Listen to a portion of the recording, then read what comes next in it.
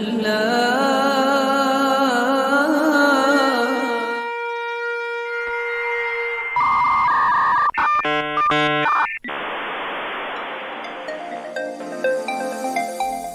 to our podcast, where we talk about the interesting, frustrating, and inspiring experiences we have as people with strongly held religious views working in corporate IT. We're not here to preach or teach you our religion. We're here to explore ways we make our career as IT professionals mesh, or at least not conflict, with our religious life. This is Technically Religious. I've often described a career in IT as long stretches of soul-crushing depression punctuated by brief moments of manic euphoria, which are inevitably followed by yet another long stretch of soul-crushing depression. How do we, as IT professionals, remember to, as the old song goes, accentuate the positive, eliminate the negative, latch on to the affirmative, and don't mess with Mr. In-Between? I'm Leon Adato, and the other voice that you're going to hear on this episode is my longtime friend and partner in podcasting crime, Doug Johnson. Hey, how you doing? I'm doing okay. And before we kick off this topic, which I am really excited, I'm celebrating the chance that we have the fact that we have a chance to get to this. I want to do some shameless self-promotion. So, Doug, yes, exactly. Again, celebrate. So, Doug, why don't you kick it off? Who are you? Where can people find you if they want to know more about you? I'm Doug Johnson. I am the Chief Technical Officer for a company called Wave RFID, which is my side gig actually becoming a real company. We hired our first employee. Oh my gosh. Celebrate! I'm going to have to be in a... Whee! Okay. I'm also a web developer for Southwestern Health Resources, my day job.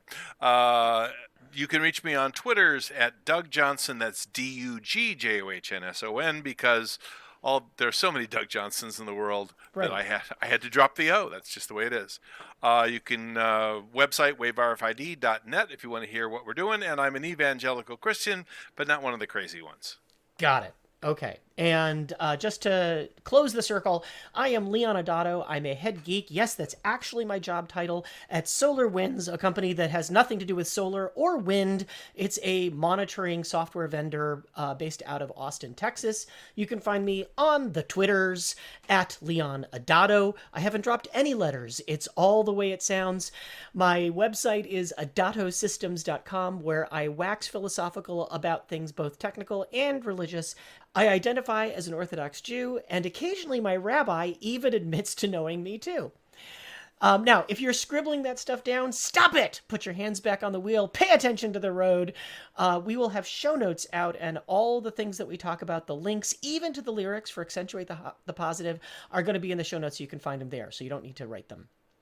All right, so I want to frame this topic before we get started. There was a tweet that came out, as tweets do, a little while ago, from Anna the Distracted Gardener. She's actually taken it down. I think it created so much traffic that she needed... Muting wasn't enough. She deleted it.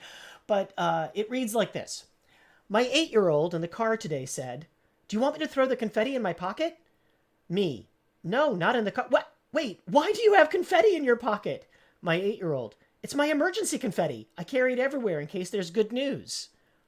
So reading that just made me think, yeah, there are unexpected moments where we have to celebrate things, and what if we're not prepared? Now, perhaps carrying a bag of emergency confetti around in your pocket is a little extreme, but yes, I actually do now have a bag of emergency confetti in my pocket. I may have to do this. I have it. I can't wait till we start traveling, because going through TSA is going to be a really interesting conversation. That will be interesting. Sir, what is this? What is it? It's my emergency confetti. Your what? Oh, man. Do you want to keep it? Yeah, I kind of do. I'm waiting, right? It's either going to go wonderfully, gloriously fun, or it's going to be the reason why someone has to post bail for me. Exactly. They're going to smile, or I'm going to have to come down to the airport. It's going to be a cavity search. It's going to be something like that, right? So, ooh, you need to eat confetti before you go. That way. Oh, man. No. Okay. This took a weird left turn.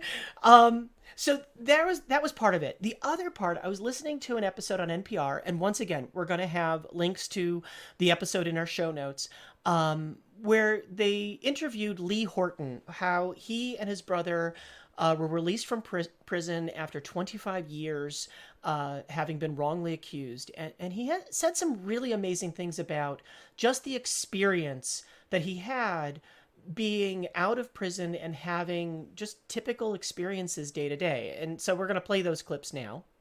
When we got out, just to tell you the story, we went to the DMV a couple days later to get our license back. And me, my brother, and another man who was commuted, we stood in line for 2.5 hours. And we heard all the stories that everybody tell us, the bad things about the DMV. We had the most beautiful time. And all the people were looking at us because we were smiling and we were laughing, and they couldn't understand why we were so happy. And it just was that, just being in that line was a beautiful thing. It was a wonderful thing. I mean, I was in awe of everything around me. It's like my mind was just heightened to every small nuance. And having an onion just to cook your food with becomes priceless. Just having a stove and to be able to just look out of a window, just to walk down the street and just to inhale the fresh air, just to see people interacting. I didn't see children for years, no children. And then I see a little boy running down the street, and it woke something up in me. Something that I don't know if it died or if it went to sleep. One of my morning rituals every morning is I send a message of good morning to every one of my contacts. And that's like 42 people, family members. I send them good morning, good morning, good morning. Have a nice day. And they're like, how long can I keep doing this? And all of those things really got me thinking about the nature of joy and celebration, and maybe that we overlook opportunities to celebrate that we might be, we might be missing, and we might be worse off for it. So I wanted to talk about all of that. That was really where the whole idea of this episode called Emergency Confetti came from. So Doug, I want to hear your thoughts about what needs to be celebrated, when you celebrate, all of those things. One of the big problems that when I saw this, I was like, I thought, what a cute little girl. That's so great. And of course, I immediately thought about confetti, glitter all over the inside of the car and all that kind of stuff. And Yes. the problem is, for me, is that my general take on the universe tends to be that it's all going to go bad. Right. Well, I mean, I do have history, but remember that I'm a chief technology officer. I'm also a web developer for the marketing department, which means I'm the only person in my department that has any tech chops. And so most of my life is spent anticipating disaster. I get to create good things all the time, but the reality is I'm the one who has to figure out what's going to go wrong. That's what they hired me for. And so I'm always looking for something to go wrong. Years ago, I was a camp director at a boys camp up in Canada, 25 years of this stuff. And I eventually had to stop doing it because I used to love it. And then I liked it less and less because I was spending my whole time trying to figure out what could go wrong. And when you've got a couple hundred boys, a lot can go wrong. Right. They're basically mistake generators. I mean, when the concept of Chaos Monkey came from somebody who was a director at a boys camp somewhere in upstate Allegheny Forest or something, like, it has to be. It does. But the problem is, over a period of time, when you really, after you've spent years doing this and you really are looking for people to really get in trouble, it really sucks the joy out of it for you. Yes. And that's why I ultimately stopped doing it. But it's like things do go wrong. It's not like you're just being a nervous Nelly. It's like things really do go wrong. I've got stories, believe me. And right. So when the story ends, when the story in the middle of the story says, and then we got the EpiPen. Yes. Like, bad things are going to happen. The kid, the ADD kid that was sent to camp without his Ritalin because his parents were hoping that it would help him straighten out. Yes. What could go wrong? Because summer camp is also therapy. Oh, yeah. exactly. Yeah. But and they didn't tell us. either. No, why would they do that? Didn't want. So here's the. Well, never mind. In any case, so that's how double-blind studies are done. Exactly. Well, we were doubly blind, and boy, we eventually got the information, and it straightened out. But geez, Louisem. I mean, using us as an experiment was not all that great, and it wasn't good for him either. But and there's the whole thing. Like, in the world of programming, would you rather have an optimistic programmer or a pessimistic programmer? I never thought of it that way, but yeah, I want Abe Vigoda as a programmer. Like, I really do. Okay, I just dated myself. I know. Look it up. If you don't know who Abe Vigoda is. He's still alive too, isn't he? Or did he finally? I think he's still alive. In any case, we'll look. Okay, we'll look it up. You look it up while I talk. Okay. But basically what it comes down to is everybody says, optimistic programmers, you make all these wonderful things happen. And I go, no, you want a pessimistic programmer because he'll find the error, but he doesn't think that's the only one. He'll keep on looking till he finds all the errors that he can, and he'll still know that there's more. So if you want something to work, you don't want an optimistic programmer. You might want an optimistic architect, but you don't want an optimistic programmer. It's like one of the reasons why I love QA engineers. Regular programmers, they're all like, I can make that work. QA engineers, I can break that, right? They're great, and being a dev, I love my QA guy is my safety net because he's gonna break my stuff, and I thank him every time he does. So, and everybody knows about demo gods. Everything works perfectly. You do a demo and it blows up, right? Right. Okay, so I gotta ask, just as a side note. I mean, because again, there's concept of celebration, or at least giving thanks and things like that. For people who've never seen it, at certain types of conferences, I'm thinking like DevOps days specifically, there is an actual shrine off to the side of the stage where people give their talks and demos, and people will routinely bring offerings and place them on the shrine. They're placing an offering to the demo god, whether it's USB sticks or CD-ROM drives. I've seen people leave AOL CDs as very, very retro kind of things. And I'm always, as a religious person, I'm a little conflicted because this is really I get it. It's a joke, right? I don't think that anybody really thinks that there are demo gods, but I just the image of an Orthodox Jew on a stage with a shrine to the demo gods off to the side is always just a little It's on the edge. It's right there on the edge. It's like, I want one of those happy cats that raises their hand up and down all the time, but those are like a shrine also. So you want to be careful. I am a minister in the Church of the Flying Spaghetti Monster. I am somewhat conflicted only because now the Church of the Flying Spaghetti Monster does not make you give up your main religion, but every now and then I'm like, I just wonder if I should pull out this card at church and see what the pastor has to say about it. Because I found out that I could do weddings. If I actually went and registered with my county, I could do weddings. Wouldn't that be weird? With a pirate hat. Right.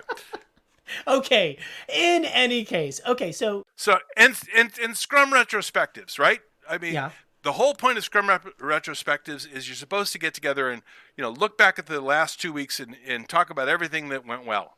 And 99% of the time they're always here what went wrong. It's rarely celebration. It's almost always let's fix what went wrong, no matter how good it was. So again, my default is.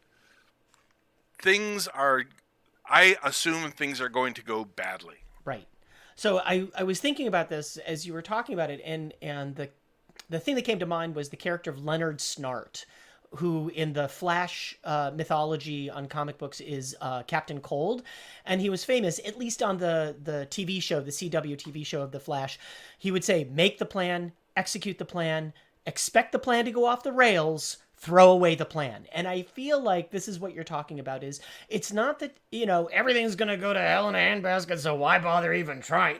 No, you make a plan, but you also have a healthy dose of, you want to say cynicism, you want to say pessimism, but you have a healthy dose of whatever that is to know that things are not going to go as expected. Okay, but we're talking about celebration. We're not talking about regret, which is a whole other episode that we're going to get to. Oh, yeah.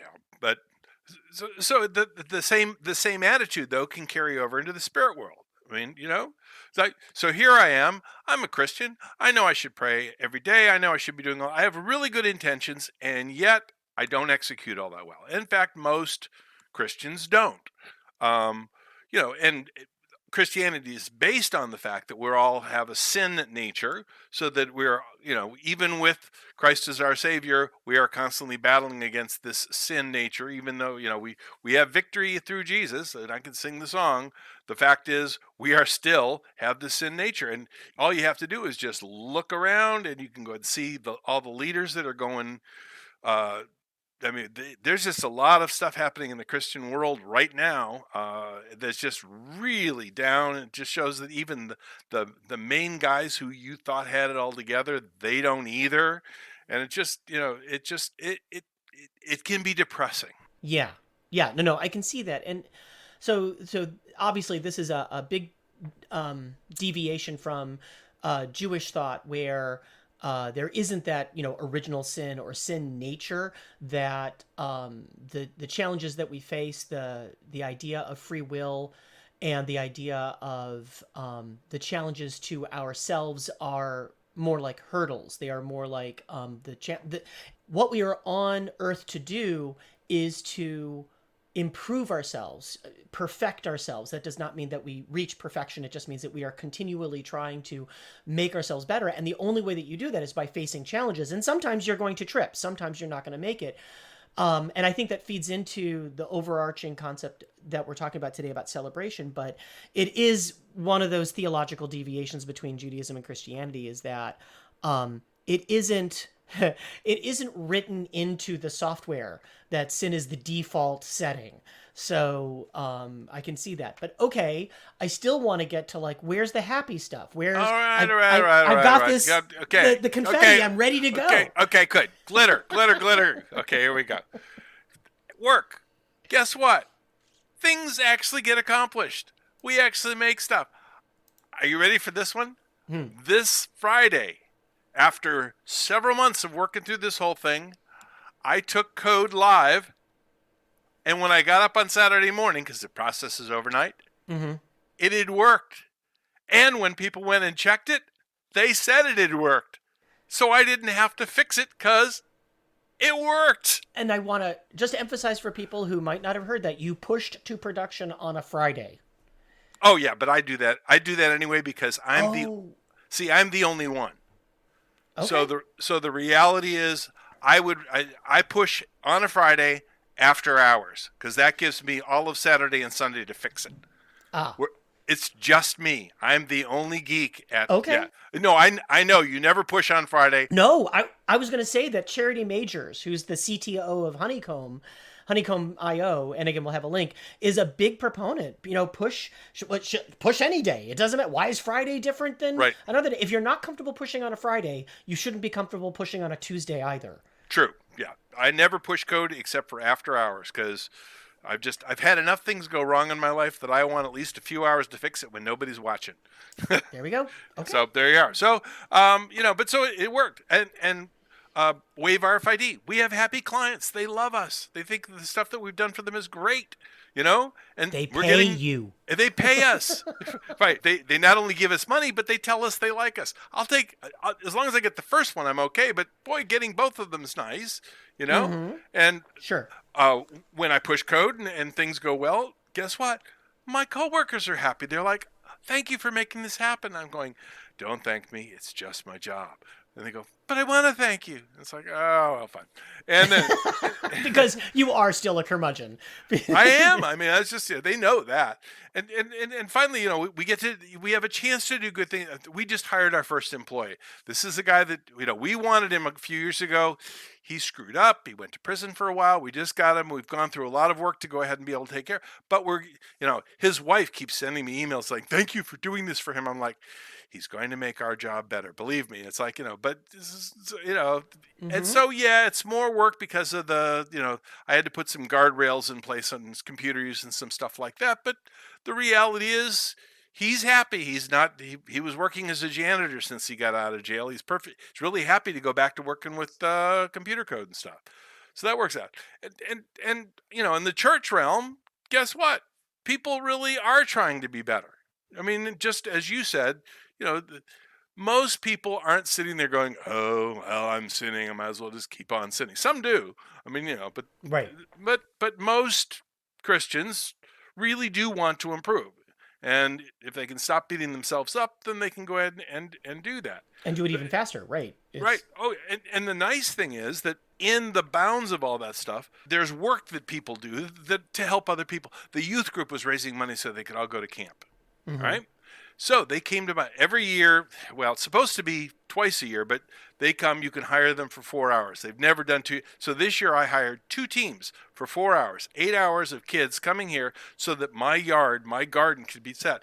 And as I'm sitting there telling them how much this, because my strength in that is not what it used to be. I can't do, and I'm just telling them how great it is that they're coming to do this for me so that I can do this gardening, which I love gardening. I mean, I got a fantastic, but I couldn't do it if they didn't come. So they get a blessing and I get a blessing and they get money and I get to garden. And it just, every time I told these crews what they were doing for me, I would end up, tears coming down my face. I'm going, they must think I'm a really crazy old guy, but it's just, and they'd be right. And they'd be right. But yes, but they don't know how right. Right. But so. The other thing I want to underscore there is that, I think thinking back to, teenage years, there's a lot of work that you do that, is just, forgive me, but it's shit work that somebody made up just to keep you busy.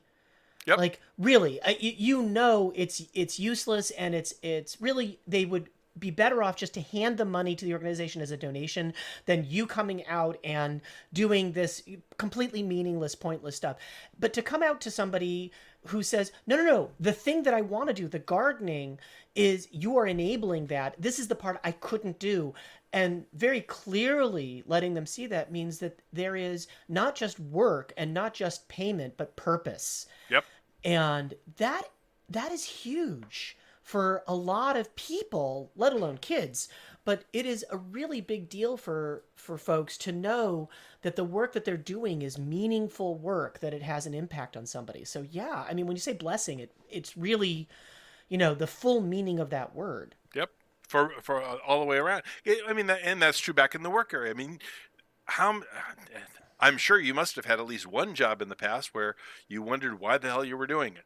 It's like occasionally, once in a while. But but it's nice having work where you're sitting there going, I know why I'm doing this. I'm the person to be doing. I am overpaid where I work for my day job. But the reality is, for the kinds of things that I've had to fix over this last year, I may not have had to work really hard, but they couldn't have found one person that knew all of the different things that I knew to fix all of the stupid things that they came up with this last year. I'm going, so they may not have been paying for the hours, but they were paying for the experience. Oh, they sure as heck got that. It was just funny. Like every time I'd feel bad about I really should be working harder, they'd come up with something. Oh, we need this website up in, let's see, a week and a half. And it has to be match all. And I'm like, okay, well, guess what? I can do that for you. But right. So it's been pretty amazing. But so big blessing in the spiritual world with Christianity. We get to start all over again anytime. Well, we the whole thing. We confess our sins and we get to go back to ground zero. Got it.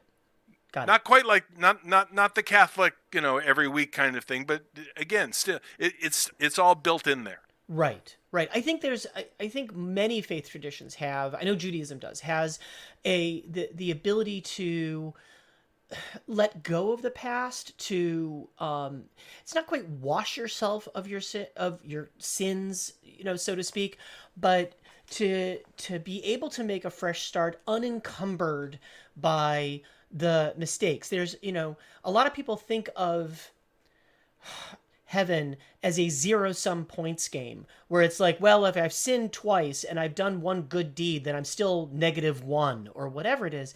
And that really isn't how the calculus works. It's, there's this concept of taking the things that you have where you've missed the mark, which is a better translation for the Hebrew word of a chet, or a sin, and really transforming them into a blessing, like double, because the time that you missed the mark actually drove you to do the good thing. Had you not missed the mark, you would never have been driven to do this positive thing. And so it actually retroactively makes the quote unquote sin a blessing also. So you get to rewrite the past in a way and recode it to something positive, even though it wasn't at the time. Yep. And it just comes down to it. Things that look bad today, you may look back and say that's the greatest thing that ever happened to me. You don't know. Right. And I find that Faith does a really good job of framing that. There's a lot of stories of, the quintessential, like I was stuck in traffic and I was swearing at the person ahead of me and whatever, and I was half an hour late, and what I found out was that had I gotten there on time, fill in the blank, there was an accident, there was a robbery, there was a this or that or the other thing. And although I'm telling the story in broad brushstroke that makes it sort of apocryphal, the reality is that people have experienced that all the time where, I missed my flight and then whatever, I'm, not necessary to say. So we have lots of those stories where a seeming inconvenience at the moment that we are cursing about turns out to be a blessing, in fact, because it saved us from something much worse or horrible or whatever it is. And so, again, I think Faith helps to reframe that. The other thing that I think Faith offers, and this is one of my questions for people who, I don't believe in anything, I don't need any of that, whatever, is that Faith offers, if nothing else, it offers a structure. It offers a protocol to handle things. Now, of course, grief is one of the first things that comes to mind, because when we're racked by grief, when we're in the middle of a real crisis, the last thing that our brains can do is say, well, just do whatever feels right. Do whatever comes to you. No, that is not the moment that we need that. And so that's there. But again, because we're talking about emergency confetti, I also think that Faith offers us a really interesting structure to process joy, in the sense that it tells us, when to celebrate, what to celebrate, how to celebrate it. And the secret, I think, for Faith is that it's in the small moments, not the large ones. Big moments often just take care of themselves. It's your birthday, your anniversary, whatever. You can, I just, you just go with what you feel like. It's a big moment, okay, but Judaism looks at moments like waking up in the morning is a cause for celebration. You actually say before you move, as you're waking up, there's a blessing that you say. Thank you, God, for letting me wake up and getting out of bed and going to the bathroom. Okay, Doug, we are men of a certain age. Yes. We're men of a certain age. And man, you just need it not to work once to realize that all of that working the way it's supposed to is absolutely a cause for celebration. Crack out the confetti because woohoo, everything moved. It's great. In fact, my cleaning lady's going to hate me if I start doing that. Right. Excuse me, Doug, what's all this glitter all over the bathroom floor? Right. Well, I had this conversation. Right. Celebrate the small moments. Celebrate the small victories, right? So Judaism actually looks and says, you should say at least 100 blessings a day, 100 thank yous, 100 moments to celebrate. And when you think about saying, a blessing for every bit of food that you eat, and again, the different things that you go through the day, hitting 100 actually isn't that hard. But the underlying message is that these are moments worth celebrating. That going back to Lee Horton, he said just having an onion to cook with was a miracle. And I don't know that a lot of people think about that. They oh, wow, thanks. I'm so glad I had that onion ready. But they don't think of it as a miracle. But when you hear him talking, he means it. He means that standing in line at the DMV was a joy, a real joy. Being with friends, having time, I think that Faith gives us the recognition that these are moments that are definitely worth celebrating, not for weeks and weeks. Again, they're small moments, but they're still good ones. And I also think that Faith puts boundaries around the big moments. Yes, they're big moments and they're worth celebrating, but it reminds us that there has to be a beginning and an end to even those celebrations, that you have to move on, if for no other reason than to make room for the next celebration, the next thing. It's a lot of people they'll get caught up in their one success, and then when the next thing comes is not a success, then they're disappointed, and then it starts to spiral down, and they can never move on because, again, they went, well, that was my big shot. I had my big deal, and that was it, and nothing else. It's a lot of what Christianity is. Talks about being, again, the same thing that you're saying, gratitude for everything, being grateful. There's in everything give thanks. Is in the New Testament, and it's hard to do.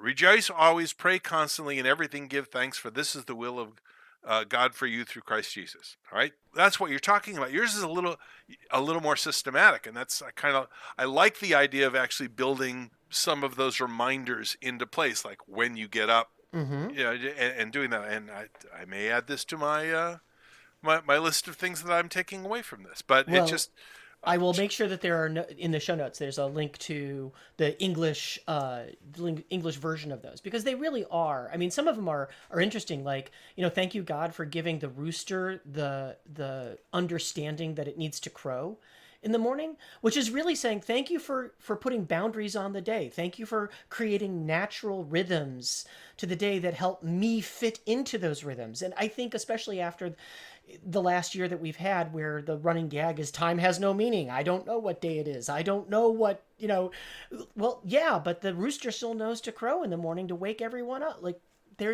thank you for putting those structures in place. Of course, when I had chickens, we would pick which roosters to put in the pot based on how early they got up. So that's just natural selection. The one rooster we had at the end, he'd get up around noon, light a cigarette and go. But I love it. Oh, well, in any case. So just, in terms of, those making room for celebrations, and otherwise you get caught up in the last thing and it wasn't as big as the other thing. Elizabeth Gilbert gave a TED Talk it's a few years ago now, after she'd written Eat, Pray, Love, and the pressure was on for her to write something else. And they said, well, what if it's not as successful as Eat, Pray, Love? And she has this whole wonderful TED Talk, again, it'll be in the show notes, that talks about inspiration and that pressure, and the idea that, somehow if you don't continue to build on, it has to be bigger and better than before. No, I'm sorry, but it can be the same as before. It can be smaller than before and still be worth celebrating, still be worth the joy that it brings. Oh, I mean, think about it for being an author. I mean, just any author. Most authors that you love have maybe one or two books that were like really great. And then you find out they've got a whole back catalog that you didn't even know about. There's just, and some of them are good, some of them are not so good. But but the fact is, they put their rear in the chair and they went ahead and pounded out the words. And as you say, it's worth celebrating the fact that they were able to go ahead and accomplish that. It's an accomplishment, even if it wasn't Death of a Salesman. Right. Or, a New York Times bestseller. And the other part about that, and Doug, you're a writer, I'm a writer, like, we know that, even the things that were bestsellers may not have been the writing that they personally loved the most, or they personally derived the most satisfaction from it. And one of the best questions I hear people ask authors is, no, I know which of your books I love, but which of your works do you love? That's, when they talk about the writing that was the hardest to do, and when it finally came out, it was good, but it was such an effort that when it came out, it was that much greater for it. Those are the things, again, the moments that are worth celebrating most may not be the biggest along the way. And so transitioning to the tech side, right? That's the faith side. But the tech side, I like to think that I try to bring some of that into my technical IT sensibilities, that when something goes well, I know that I need to stop and celebrate that no matter how big or small. I was thinking about the line from the TV show Bosom Buddies, and now we do the dance of joy. Like, because, and it's goofy, and my family will tell you, because I work from home, and of course it's been 2020, so it's been this nightmare hellscape pandemic, but okay, that there's a lot of moments when I come running downstairs and I am literally unintelligible. I'm just and my wife's like, good for you, honey, and I go running back upstairs to try to do the next thing, whatever it is. And you've got to take a minute to just recognize that. The other piece that I think I get from all of this is that big successes, those again, the book, the major program, the launch of the new piece of software, the whatever it is, those are big moments that were comprised of small, achievable moments of joy that simply added up. Not necessarily sequentially either. It's not about getting, winning the trifecta or whatever it is. It was just, enough things went right in a row or, at a time to allow this thing to happen. And I'll finish this thought just to mention that right now I am actually programming something, which is not my natural state of being. And I will continue to remind people that I'm not a coder or a dev or a programmer. I am like a script kiddie is probably the most complimentary thing you can say. No one will ever weep with joy at the beauty of my code. In fact, the nicest thing anyone's ever said about something that I programmed was, well, it ran. There you go. Right? Which for glitter. Me, glitter. Because that's how I feel right now. Like the default state of everything I code is not working.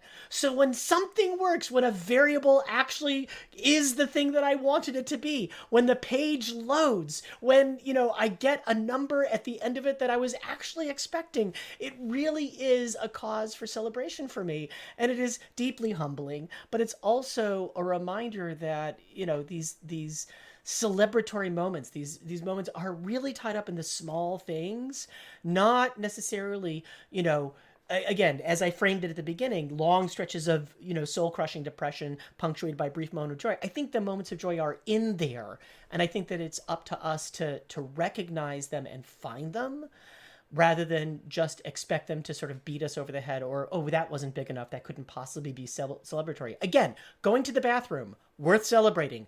Trust me, anybody who's ever had gallbladder surgery knows worth celebrating. Oh, yeah. But yeah, I mean, all kinds of how-tos and life hacks and that really say you need to go ahead and give yourself positive reinforcement. So, and it's not, as I said in the beginning, it's not my default state. One of the things I'm getting, just having this conversation it's going to remind me to go ahead and try and give myself kudos for the small things along the way when I'm working on stuff, because it can get depressing when you're working on something and big pieces of it don't work. But when you get that little thing that does, it's like it's hard to remember. You're going, okay, good, now I can move on to the next, as opposed to taking that moment to go ahead and say, woohoo, maybe right. I'll do a little glitter. The other piece I'll add, there's another writer who said that, basically I think of myself as a monkey. I'm just a little monkey who needs a lot of rewards, and the best work I do is in a cafe, where every time I write a good, piece of script, I will buy myself a cookie. Every single time. It's not good for my waste, very good for my output, because I'm so excited for the next thing. The other piece, and we're in the lightning round, so, my last thought is that the same writer said, I like to write the fun parts first. I have an idea. This is a script writer. And they said, I have an image of the high points, the big moments in this script. And I'm so excited about it that I write it first. A lot of people will tell you have to write the story from start to finish. No, I write the most exciting, the most compelling, the most interesting moments first, because then I have this beautiful scene and I've got to get there. I have to get the audience from the start of the story to these moments. And these moments are so exciting that I have to make the whole rest of their journey worth it to get there. So again, by looking forward to the celebration, by looking forward to the thing that I'm already excited about, I make the rest of the journey, which could be, again, long stretch of soul-crushing depression. No, it is, I'm building up to this great moment, and I have to make every moment before it worth the journey. So that's another piece of it. Anything that you want to leave everyone with for this episode? Don't be like me. I'm depressed most of the time. Be happy. Do glitter. Do glitter. Don't do drugs. Do glitter. I love it. Yeah, but don't eat the glitter. No, don't eat the glitter. Definitely the glitter. do not. No, it's not. It will not take care of your COVID. No, or anything else. Really, it's not roughage. It won't. Your digestive tract will not thank you or me. Although, well, you never know. It might sparkle when it hits the water. Never mind. Okay. Thanks for making time for us this week. To hear more of Technically Religious, visit our website, technicallyreligious.com, where you can find our other episodes, leave us ideas for future discussions, and connect with us on social media.